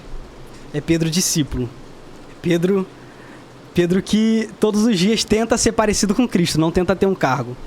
Aí eu falei, eu quero sair daqui até domingo. Eita! Será que o som pegou lá? Ah, gente, esse barulho foi... Aqui no Rio tá chovendo de cachorro bebeado em pé. É verdade. Tá e chegando nesse momento do testemunho, só falta a luz acabar, mas já tá amarrado em nome de Jesus. Tá chovendo pra caramba aqui agora. Então doideira. Esse barulho que vocês estão ouvindo aí, ó, é chuva. Doideira. Então, pastor, agora de novo chamei de pastor. Amém, eu Vou recebo. chamar de pastor, agora não desisto de chamar de Júlio. Eu recebo, me chama de pastor, pronto. Nesse momento, pastor, eu falei isso com Deus, mas aí tem uma chave. Eu tomava remédio ainda, mas eu tive um posicionamento espiritual para minha cura. Porque, como eu falei no começo, Deus que cura a lepra, o Deus que cura câncer, é o Deus que cura as doenças psicossomáticas. E eu tomei a decisão de ser curado ali. Eu li Isaías 53, 4 e 5. Falei, ele levou sobre si as minhas dores. Ele levou sobre si os meus pecados. Não é mais meu, essa culpa não é mais minha. Né? Quase que eu falei do filme da Tropa de Elite. Mas eu não posso falar que ele fala besteira. Isso aí não é mais meu, não. E aí eu falei, daqui pra frente eu vou sair. Eu não tenho mais depressão, não. Isso sexta-feira. Tomei essa decisão com Deus. Falei que até domingo eu queria sair. Acabei meu almoço. No sábado eu já arrumei minhas coisas, porque... Na fé. Na fé ela precisa de uma ação. Ação. Eu arrumei minhas coisas, deixei tudo numa sacola. Botei tudo dentro de uma sacola. Domingo eu almocei, eu falando, me despedindo de todo mundo. E muita gente que aceitou Jesus e que eu vi sendo transformada, que nesse um mês eu consegui discipular um pouco e Deus trabalhou ainda em mim, tudo que eu tava vivendo, era um misto de situações. Eu vi essa galera saindo antes de mim. Eu vi a galera saindo antes, cara. Eu acho que umas 4 pessoas que andavam comigo saíram uma semana antes de mim. Cara, eu vi a transformação na vida das pessoas. Você sabe o que é? Eu tô tendo um feeling aqui. Irmão, você tem noção de que às vezes Deus te colocou lá para essas pessoas aceitarem Jesus? Pois é. Eu não sei como estão essas pessoas hoje. Nem tem mais contato. Mas a semente foi plantada. Cara, elas isso entregaram é muito, a vida. Elas entregaram a vida. Isso é muito maravilhoso. Sim. Pra você, eu acho que fica aquele sentimento de... Cara, foi duro, mas valeu a pena. Porque X pessoas aceitaram a Jesus. E se eu tivesse por causa saído da minha vida... Se eu tivesse saído dali doente e mesmo morto, as pessoas que aceitaram. Valeu a pena. Mas Deus foi tão misericordioso, tão maravilhoso, tanta graça, tanta bondade de Deus, que ele não alcançou só elas, mas primeiro alcançou a mim. Primeiro ele trabalhou em mim. Todas as questões que faltavam, as lacunas que faltavam a ser preenchidas. Sábado eu arrumei minhas coisas, domingo no horário do almoço. Pedro, tua mãe chegou, arruma tuas malas. De novo? Vou arrumar o quê se já tá tudo arrumado? Vamos embora. Eu abracei minha mãe como nunca tinha abraçado antes. Eu era um adolescente muito rebelde, desobedecia, xingava, era rebelde mesmo, rebeldão. Ainda mais nesse contexto de querer viver as experiências do mundo. E aí, ali começou a minha transformação de paternidade e de filiação também, né? Os papéis precisam voltar pro lugar. Quando Deus ajusta, Ele quer ajustar tudo. Tudo. E aí foi um desconforto danado, né? E esse desconforto ainda tá aí até hoje. A gente precisa ser transformado dia após dia, graça em graça, fé em fé. É isso que a palavra diz. E aí... saí da internação. Passou um ano, aí entra uma conciliação de data. Eu falava pra minha mãe durante a minha depressão, mãe, eu nunca vou trabalhar não é pra mim. Eu queria só ficar deitado na cama. Quando a pessoa tá em depressão, ela não sai. Nessa período de depressão, tranquei minha faculdade, parei minhas atividades, não ia mais pra igreja, toda a minha vida parou. E a vida da pessoa que tem depressão para mesmo, né? O diabo faz isso na vida da pessoa.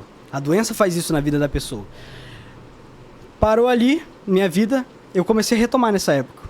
E eu falava pra minha mãe, eu nunca vou casar. Não quero casar. Casar não é pra mim, trabalhar não é pra mim.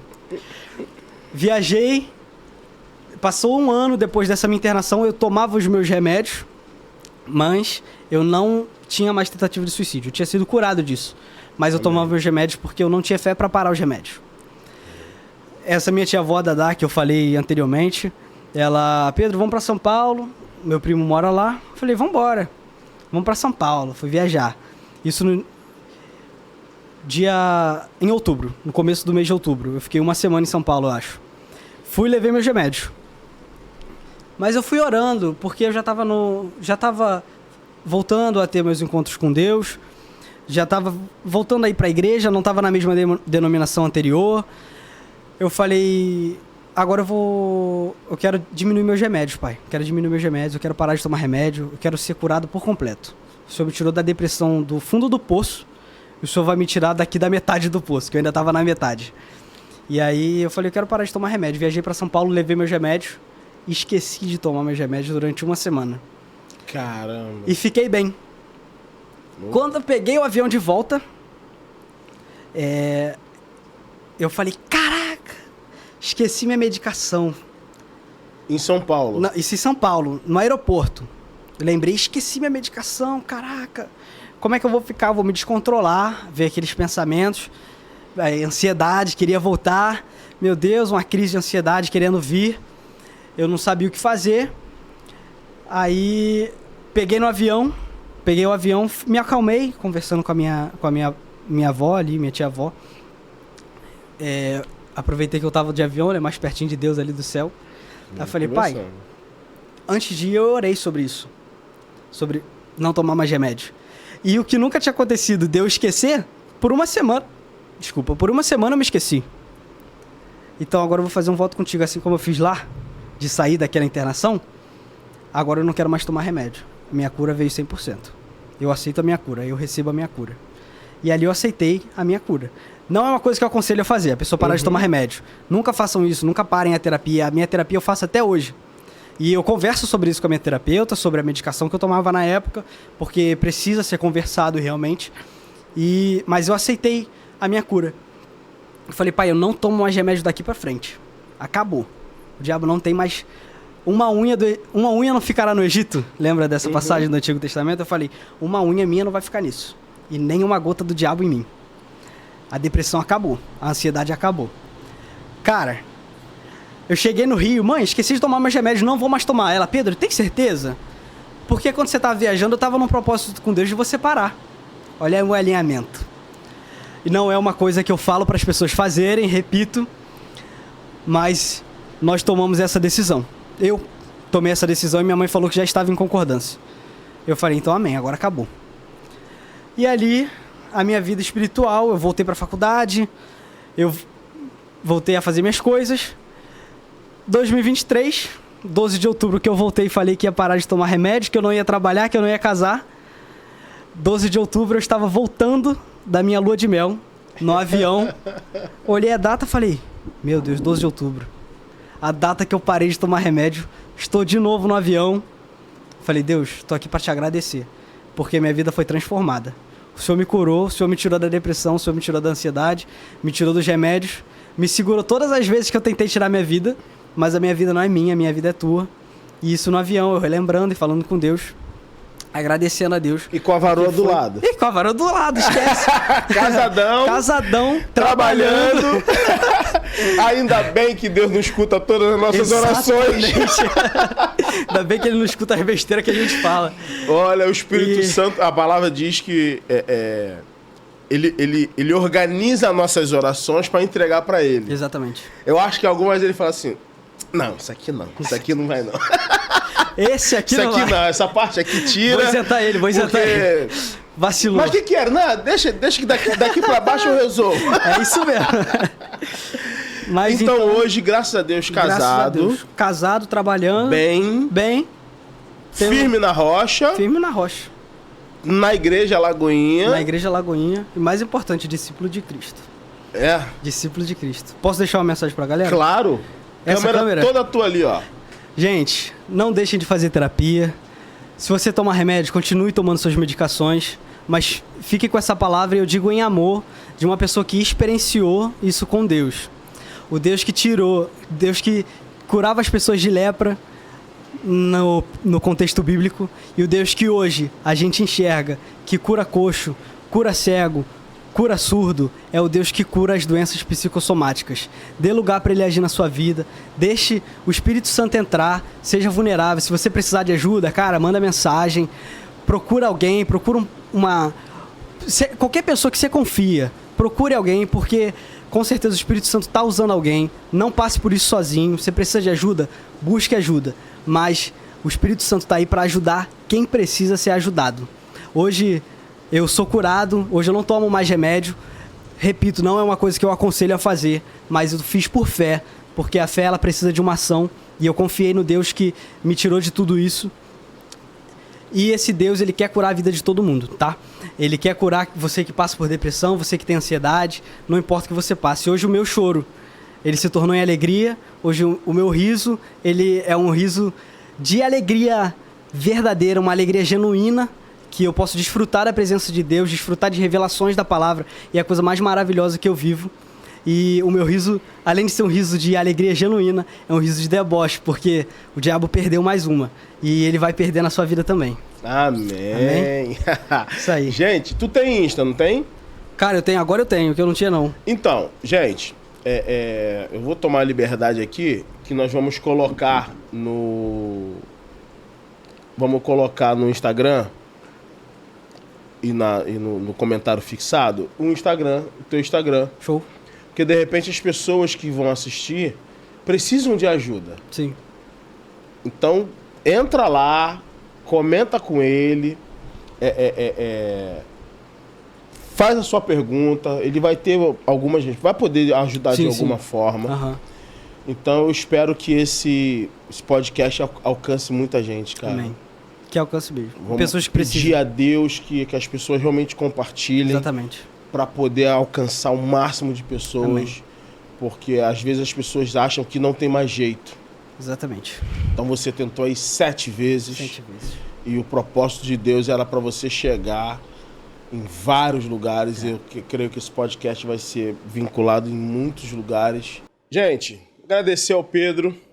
Muito obrigado. Testemunho maravilhoso da presença de Deus total. Tudo para a glória dele. E agradecer a você que ficou até agora. Não se esqueça. Se inscreva, curta, comenta, compartilha. Esse foi mais um Religados Podcast pra Conta. Eu sou Júlio Andrade. Segue lá nas mídias sociais. Um beijo, fiquem com Deus. Fui!